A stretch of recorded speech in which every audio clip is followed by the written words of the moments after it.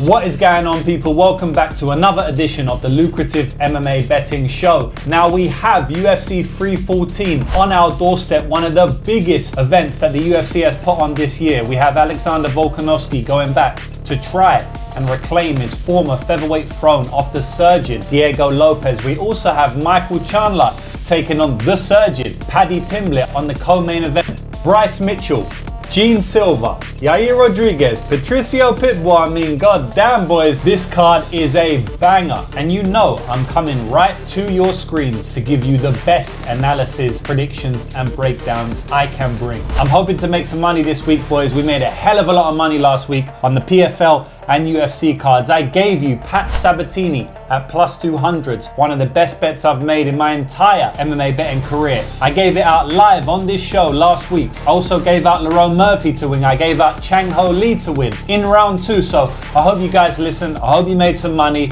But without further ado, let's stop talking about last week. This week is where it's at. Cue the intro and I'll see you on the other side.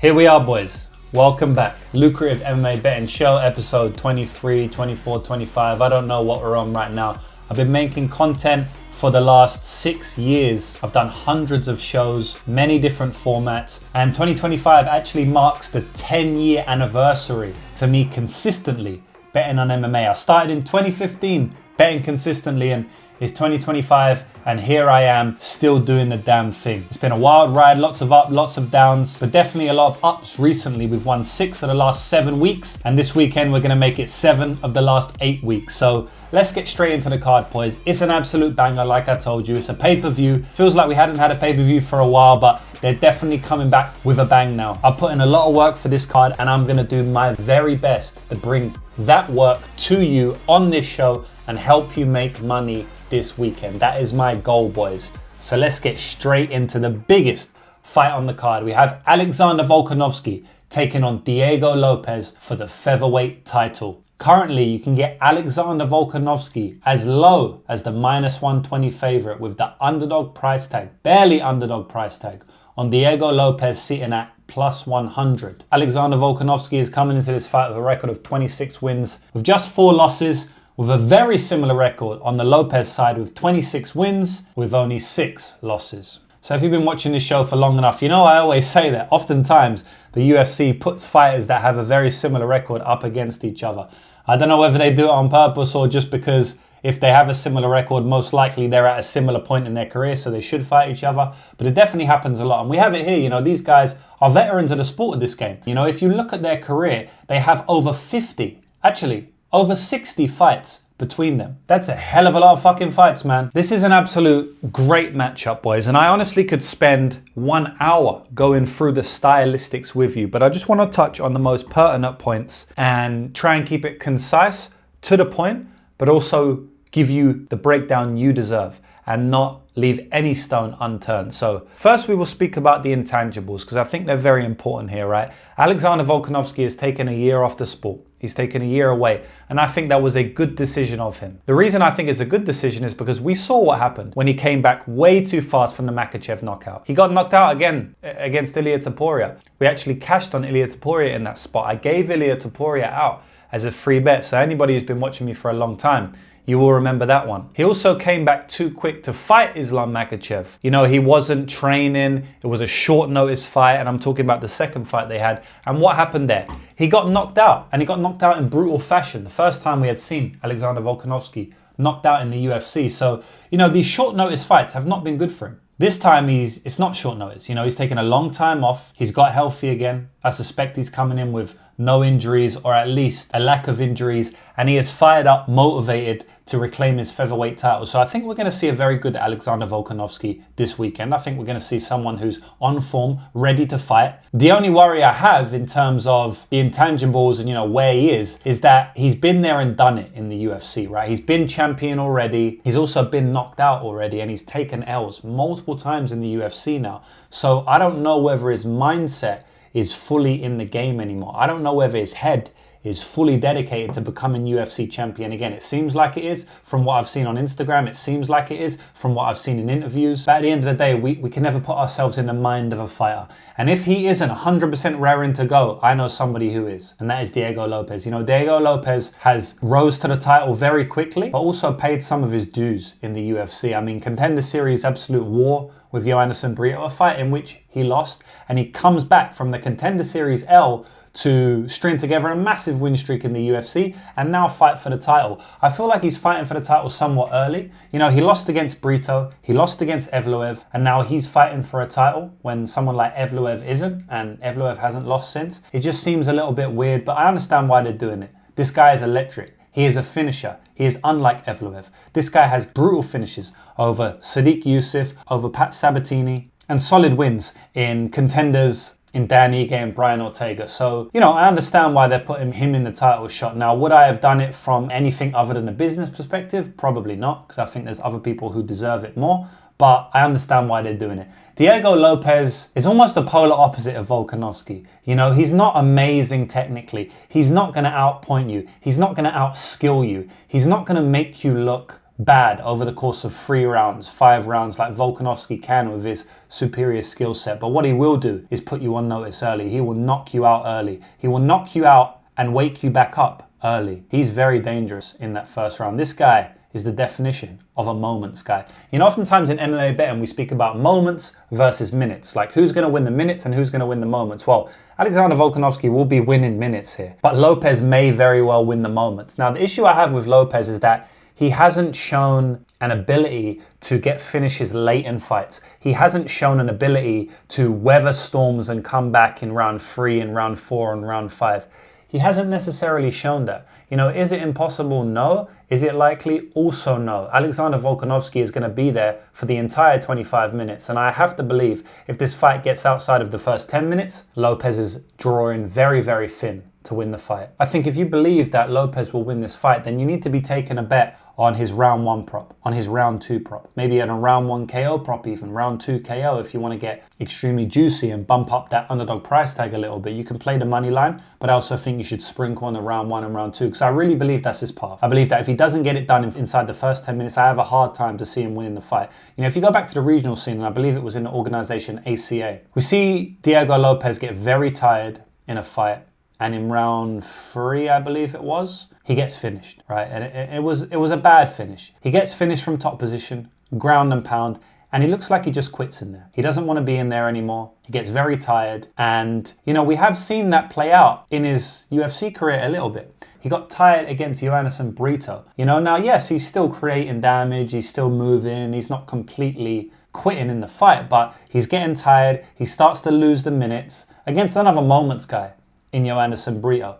You know, he was getting taken down in that fight. He couldn't really do much as the fight went on. And obviously it was stopped very early due to an eye poke. And he ended up losing a technical decision there. But you can even go back to the Evloev fight. You know, as the fight goes on in round 2 and round 3, he's less dangerous than he is in round 1, let's say. Now, he's still dangerous, you know, but he's definitely less dangerous. Now, in a 5-round fight, I can't predict this guy to be doing anything in round 4 and round 5. How can I? I've just told you 2 examples where he seems to get a little bit tired. Let's add another one. Dan Ige. It was a short notice fight. There's a lot of intangibles that go into that. But it still lines up with his entire career of getting finished on the regional scene when the fight goes late, losing and getting a bit more tired to Yair Brito, Movsar Evloev, and then Dan Ige in round 3. Like, there's no way I can sit here and say to you now that he has any upside in round 4 and round 5. It's almost impossible for me to say that. Whereas I think Volkanovski is going to be coming on strong in those rounds. I could actually say that the best rounds of Volkanovski will be round 4 and round 5. And I know for a fact they'll be Diego's worst rounds, right? So I have to side with Volkanovski in this one. I believe that he is the better fighter in almost all realms outside of pure jiu-jitsu. You know, I think he's the better wrestler. I think he's the better striker. I think he has the better cardio. I think he has the better fight IQ, the better distance management, range control, in octagon adjustments, you know, the better ability to adjust mid-fight. And, you know, one thing that we have to think about this fight is like, where is it going to be contested? If it's going to be contested on the feet, it's going to be dangerous for Volk early, but over time, he should be able to dominate. If the fight is going to be contested in the ground, I think it's a little bit more tricky for Alexander Volkanovski because, man, Lopes will not let you rest on top. You know, he has a very, very good guard, very tricky guard. We've seen him submit the likes of Gavin Tucker. That was a very, very dynamic submission, and anybody with the ability to do that is high level on the ground. We've seen him get Movsar Evloev in a bunch of different submissions, some of which I thought may even get him the win in that fight as like a plus 500 underdog. Obviously, it didn't come to fruition, but he's definitely tricky. And, you know, we have seen Alexander Volkanovski put in some precarious positions on the ground, namely by Brian Ortega, but he showed a lot of heart in those fights. He showed a lot of skill, you know, to not be tapped out. You know, obviously it's mainly durability and heart and will to win and cardio and stuff like that, but definitely some skill to survive, you know, like you have to be skilled somewhat to survive. He also has stayed on top of the likes of Yair Rodriguez, who has a decently tricky guard. He beat the hell out of Brian Ortega outside of certain moments on the ground. And he has Craig Jones as one of his best friends and training partners. So I think that he may be able to stay safe on top here, especially as the fight goes later. I actually think that he can get a finish from top position himself,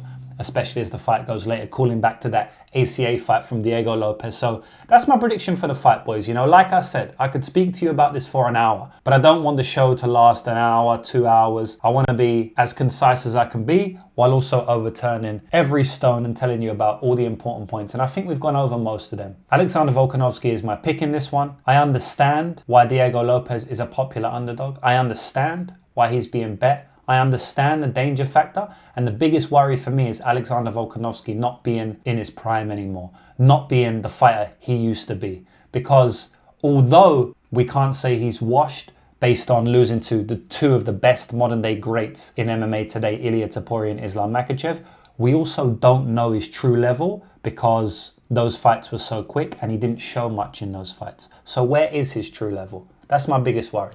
But at the end of the day, you're always going to have a worry when you're betting on MMA, especially when you're betting on the minus 120. So that is my worry. But my official prediction here is Alexander Volkanovski to win this fight. I believe he can win it inside the distance in the late rounds. I think he can win it via ground and pound. I think he might smash Lopes when he gets on top in round 4 and round 5. And my prediction will be for him to win in round 4 and round 5. Lopes could last to a decision, but he's going to be beat up bad in those late rounds if he lasts. So let's get it. Alexander Volkanovski, old man Volk, one last time to reclaim the throne. The next fight on the card is Paddy Pimblett against Michael Chandler. This is a very, very exciting fight. So Paddy Pimblett's coming into this fight with a record of 22 wins and 3 losses. And Michael Chandler has a record of 23 wins and 9 losses. Paddy Pimblett currently sitting as the minus 158 favourite with the underdog price tag on Michael Chandler coming back at plus 138. So boys, again, another fight where it's like, damn, it's not easy to predict, you know, it's a bit of a wild card. Diego Lopes fights are always wild cards based on how he fights, and then Michael Chandler's fights are always wild cards based on how he fights, and they're both the underdogs. So man, if you take a poke on both of them, you're going to be in with a chance to win, you know, although I am actually picking against both of them. So yes, early prediction, I am picking Paddy Pimblett. So let's get into the fight. Paddy Pimblett, I know he gets clowned a lot, right? But he's actually established himself as a decent fighter in the UFC. Very close fight against Jared Gordon in a fight that most thought he lost. I initially thought he lost it. I bet against him in that fight. I rewatched the fight more than once. I still think he lost the fight, but it was a close fight. It wasn't an impossible scorecard for Paddy Pimblett, although it's a very, very unlikely one. But he still got it. A lot of people were calling that the fix was in there. You know, he had a deal with Barstool watching in the arena at the time. There was a lot of controversy around that fight. But outside of that, Paddy has clean wins in the UFC. You know, finish wins in the UFC over Bobby Green, Jordan Leavitt, Rodrigo Vargas, and obviously that decision win against Tony Ferguson. So not the best level of competition. And the UFC know what they're doing here. You know, they give him some fighters who are not the best of all time, you know, fighters that he can definitely beat. And then they instantly give him a fight against Michael Chandler, because if he beats Michael Chandler, he's in the title shot picture instantly. If you beat Chandler, Gaethje, Poirier, Oliveira, you know, one of those type of guys, then you're instantly going to be in with a shout to fight for the title. And I think they've given him the softest matchup of them all. You know, I think Michael Chandler is probably the most beatable when you talk about Poirier, Charles Oliveira, Justin Gaethje. You know, I would say that alongside Gaethje, like, Chandler's probably the most beatable. It's still not an easy stylistic matchup for Paddy Pimblett though. So Paddy Pimblett is more of a grappler, right? You know, he wins his fights most of the time via grappling. And it's going to be hard to grapple someone like Michael Chandler because I mean, we've seen him go toe-to-toe with Charles Oliveira in the grappling, and he held his own there. He looked pretty good, especially in the first fight where Charles took his back, and usually when your back gets taken by Charles Oliveira, you're done. You ain't squeaking out of that position. But Chandler was able to reverse that. He's a very athletic guy, strong, stocky wrestler, athletic, fast twitch muscle fibers, moves fast. Those guys are hard to grapple, at least early.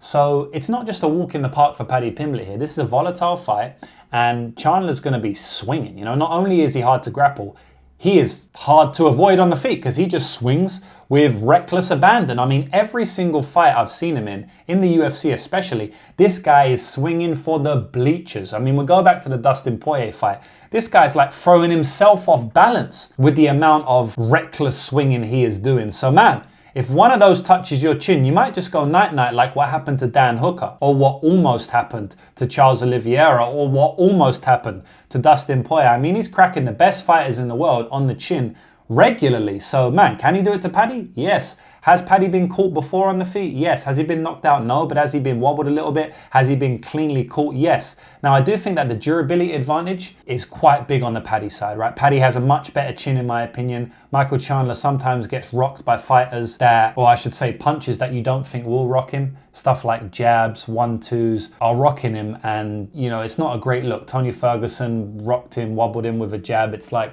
not the best look, right? So man, if they go toe-to-toe here, Chandler's dangerous, but he's also a bit of a glass cannon. So he's throwing cannons, but he's kind of made of glass, man. I wouldn't be surprised if they start swinging and Paddy touches him on the chin and drops him, even though Chandler's swinging the heavier shots and the more dangerous shots. I think Paddy's range control is better. Paddy can stay on the outside a little bit better. He's taller, he's longer, he's aware of Chandler's strength. I don't think he's a dumb fighter. I think he's kind of a smart fighter, Paddy Pimblett. He has good fight IQ. I could see him touching the chin of Chandler here and hurting him. Overall, I'm going to pick Paddy Pimblett to win. It's not an easy prediction because of Chandler's volatility and because Paddy hasn't really fought this level of fighter before, but I think Chandler's on his way out. Chandler was outside of the octagon for like 2 years waiting for Conor McGregor. That can't be good for you at his age. He stays in shape, but at the end of the day, the body is breaking down. The chin and the durability is showing its issues time and time again. The last fight against Charles Oliveira was one of the worst performances of his entire career, in my opinion. Now, he survived 25 minutes, so that's saying something, but at the same time, he never mounted almost any offense in that fight. I mean, he didn't look good, right? He didn't look good.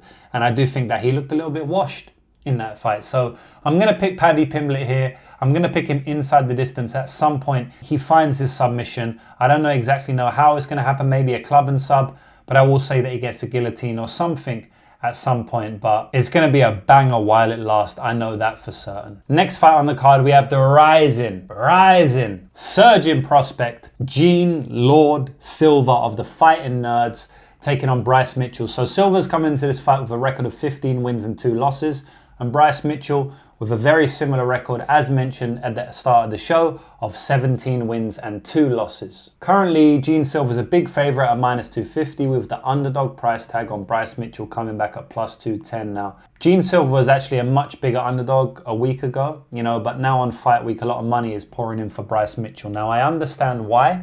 I do think those people are going to be left shaking their head when Bryce doesn't get it done. Now, I think Bryce has chances to win this fight. First of all, we have to say that Gene Silva's never fought anyone as good a grappler as Bryce Mitchell, and he's never fought anyone on this level as Bryce Mitchell. With the experience that Bryce Mitchell has, Bryce Mitchell is a top-tier fighter. Outside of being knocked out by Josh Emmett in brutal fashion, I mean, the guy is fairly flawless. Yes, he got beat by Ilia Topuria, but Topuria is potentially one of the best fighters in MMA history. Could be the best fighter in MMA history. Is yet to be seen, right? His book isn't written. But I don't care that he lost that fight. He actually competed in that fight, and he actually probably gave Ilia his toughest fight yet. Yes, Jai Herbert landed a kick, but outside of that, he didn't really do much. But Bryce Mitchell actually tested Ilia Topuria. He was winning some striking exchanges with him over the course of the fight, and he also took him down and got control time on him. So I think that is quite a good loss in Bryce Mitchell's career. Now, he has had some fairly bad wins, like when he beat Dan Ige, that was a close fight. I feel like Dan could have won that fight, and that is one of the fights, because it went 15 minutes, right? That's one of the fights I look at and I go, it's not a good look coming against Gene Silva, because I think Gene Silva can do what Dan Ige done, but do it better and win the fight. Dan caught Bryce many times, man, And if Gene catches you, he might hurt you. He might even put you out, especially at the featherweight weight class. This fight is a striker versus grappler matchup for the most part. You know, Gene's basically a striker and Bryce is basically a grappler. They can do it all. They're high-level MMA fighters. But Bryce is going to want to get on top of Gene here, and Gene's going to want to stay on his feet. Now, I do think Bryce can get takedowns here, and I think Bryce will get takedowns here. Maybe 1 or 2 takedowns, but I don't think he'll be able to finish Gene on the mat. It's not impossible. Bryce is very sneaky with his submissions. We've seen him get submissions of the likes of twisters in the past, but he's also got control-based decisions against fighters that can be submitted, aka Edson Barbosa, aka Dan Ige, you know, so I don't think that he's going to be able to submit Gene Silva. I think Gene Silva is very athletic, very compact, and I think that he's got very good cardio. So I think he'll be able to get back up to his feet at times. And when he's on his feet, it's kind of one-way traffic here. The angles in which he lands his shots are beautiful and rarely seen in MMA. You know, he has amazing eyes in the pocket, very similar to his Fighting Nerds counterpart, Mauricio Ruffi. Now, they don't fight exactly the same. They do have a lot of similarities, to be honest.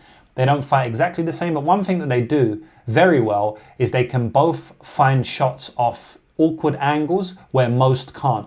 And they also are both very fast, lightning fast with their counters and their shots in general. And their timing is second to none. Like, that could be the difference of the entire fight, because Bryce Mitchell is going to be shooting here. And I think the uppercuts and the knees and any shots down the middle are going to be very fast, timed very well. Like I said, the timing is elite from Gene Silva. And I think that could catch Bryce Mitchell a little bit off guard, a little bit lacking, right? Maybe he has some success on the ground with a single leg, with 2 single legs, and he gets a little bit overzealous. And with Gene Silva, it only takes one to change the course of a fight. You know, I could see Bryce being bloodied up here. I could see Gene cutting his face open like he's done to so many before. So yeah, it's just overall a good fight. I'm glad that Silva's getting a step up in competition. These guys have some beef. You know, they was shouting at each other, even barking at each other in the press conference. You know, Gene was barking at him as he usually does. Bryce had a great comeback. You barking up the wrong tree, mother. That was a good one, you know, that was a good one. And so they have some beef, you know, it's always good. It adds a little bit of flair to the fight. It's not like we need it though. If these guys were best friends, they're still going to go out there and put a crazy performance on. I see Gene Silva getting this one done. I see Gene getting this one done inside the distance. I think his hype continues to be built.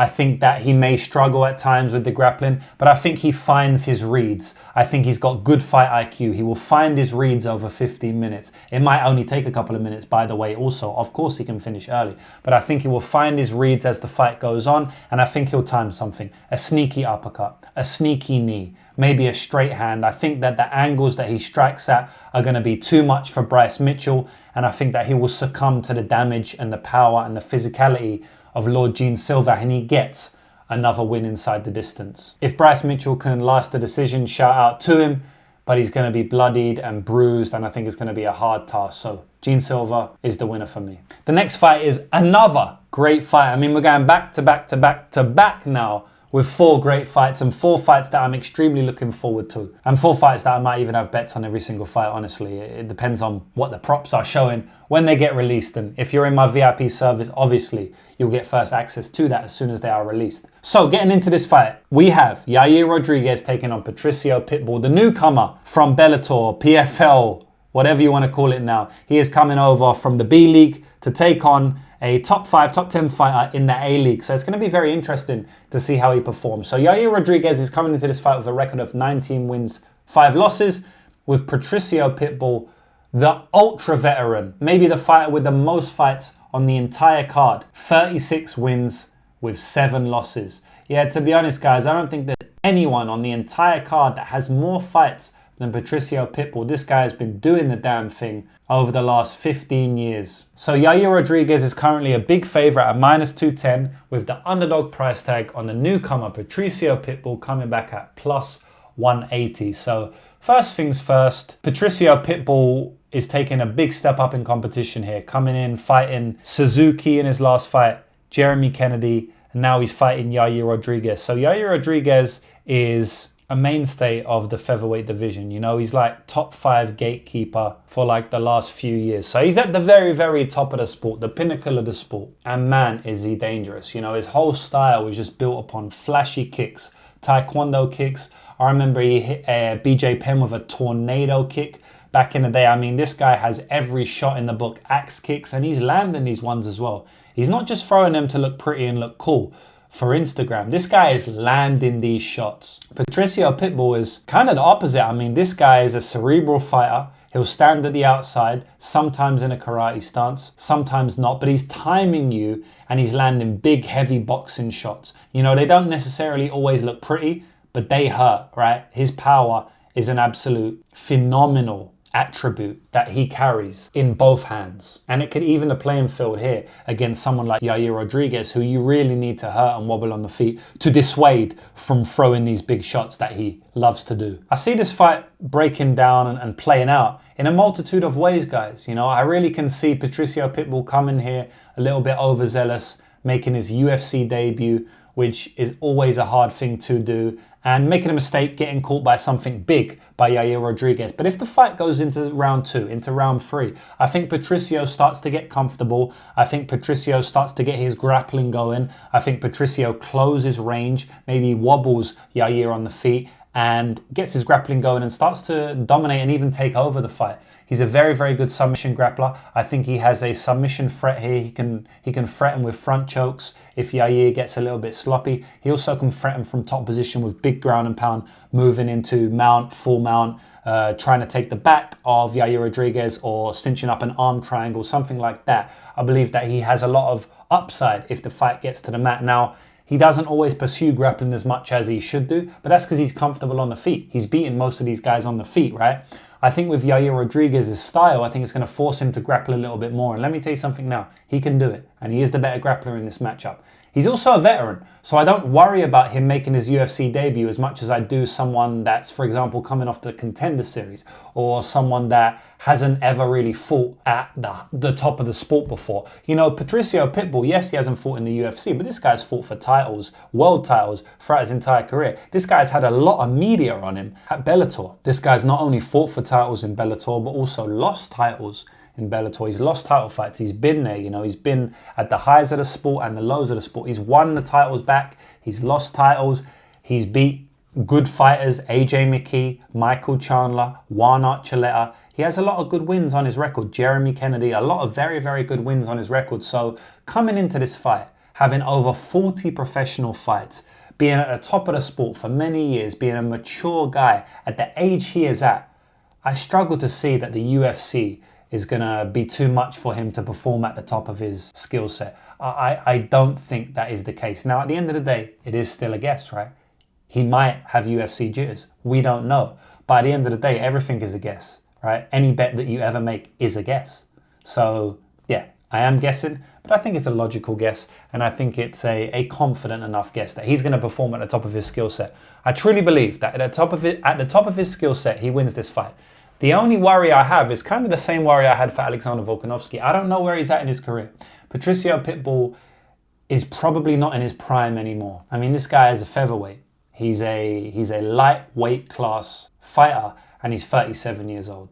That's never a good thing. You know, that's never a good thing. I think his best days are 4 or 5 years ago, you know, to be honest, maybe like 3 or 4 years ago when he's 33, 34. He's matured at that point. He's beaten good fighters at that point.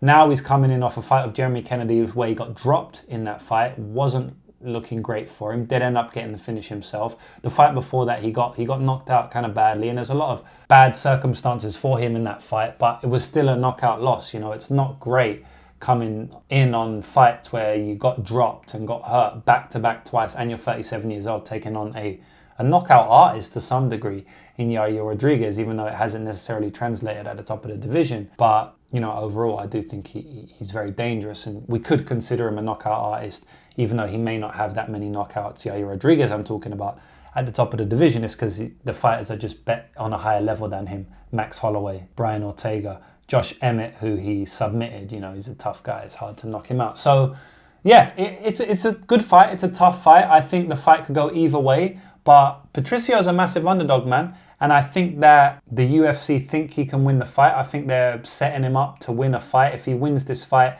They've got new blood in the division. Yair Rodriguez can't fight for the title. I mean, yes, of course he can fight for the title, but it's not as exciting if Yair fights for the title, especially since he's already lost against Alexander Volkanovski, who is the favorite going into the matchup against Lopes. Now, obviously, if he loses Lopes and Yair, that's a good fight, but I think the new blood of Patricio Pitbull is much better for the division if he gets the win over Yair Rodriguez. And that's what I am predicting here. I'm predicting Patricio Pitbull to get the win on Yair Rodriguez, and I'm actually predicting him to get the win inside the distance. I think that the wrestling and the top time and the grappling are going to be the tails of this fight. Right, the next fight is Nikita Krylov taking on Dominic Reyes. So currently, Nikita Krylov is the favorite, and he's sitting at -190 with the underdog price tag on. Dominic Reyes coming back at +165. Nikita Krylov is a veteran of the sport. You know, he is challenging Pitbull for the amount of fights he has to his name, and he has 30 wins with 9 losses. Dominic Reyes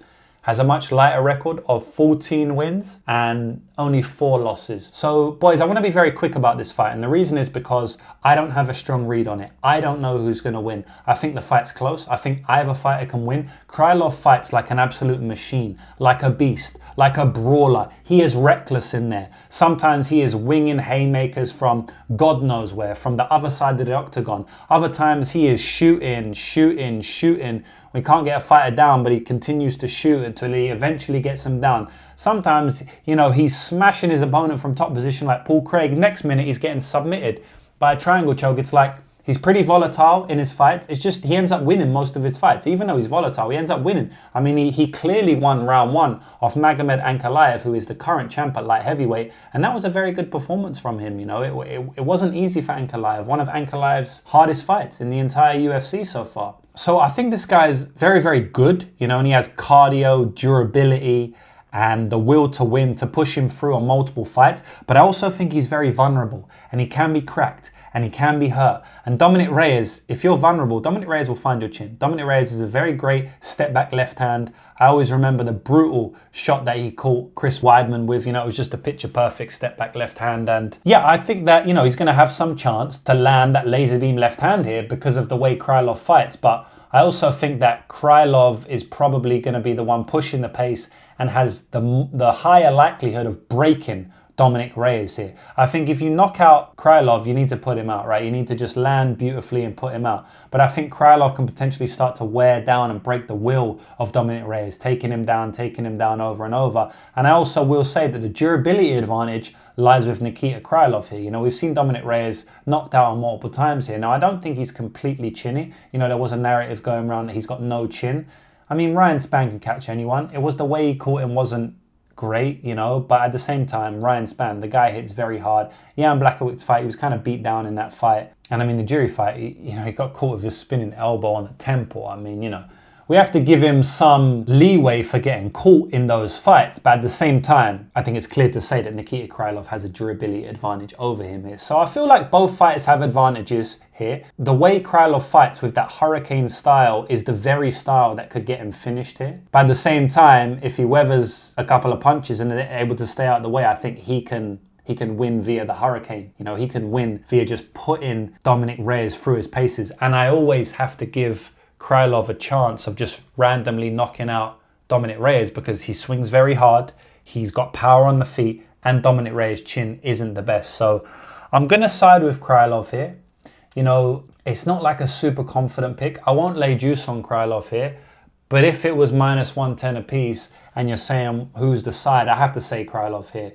You know, he's got better wins in the UFC, and I think he's put in better performances overall. So it's definitely a close fight, boys. You know, I think either fighter can win on their day, and we could see Dominic Reyes get it done. But overall, I will pick Nikita Krylov here. I'll say he gets it done, and I'll say he actually gets it done inside the distance. All right, that is it, boys, but you have made it to the best part of the show. This is where I give you a chance to win 1 month free to my VIP membership, the Elite Zone. Now, the Elite Zone is on my website, lucrativemmabetting.com. It's where you can get all of my official picks and predictions for the entire UFC card, PFL card, everything, long shot parlays, long shot props. This year, we've been doing very well on long shot props and parlays. You also get access to all of the best parlay pieces for the entire weekend, as well as a bunch of other stuff, full card breakdown. So I break down my thoughts just like this, But for every fight on the card, not just the main card, it's where the real money is made. And I'm giving you a chance to win. So if you commented on my last video, you have automatically been put into the draw, into the lucrative Wheel of Fortune. I'm going to spin the wheel now. Whoever it lands on, I'm going to give you 1 month free. If you want to be in with a chance to win for next week's show, all you need to do is comment something good on this video down below right now, and you'll be automatically put in the draw free of charge. So let's spin the wheel now and see who's won. All right, here we go, boys. Spinning it now. Let's go. Let's go. All right, it's slowing down. I don't know who is hitting. Is that Charlie? Charlie gonna win or Mark? Charlie or Mark? Mark Barron.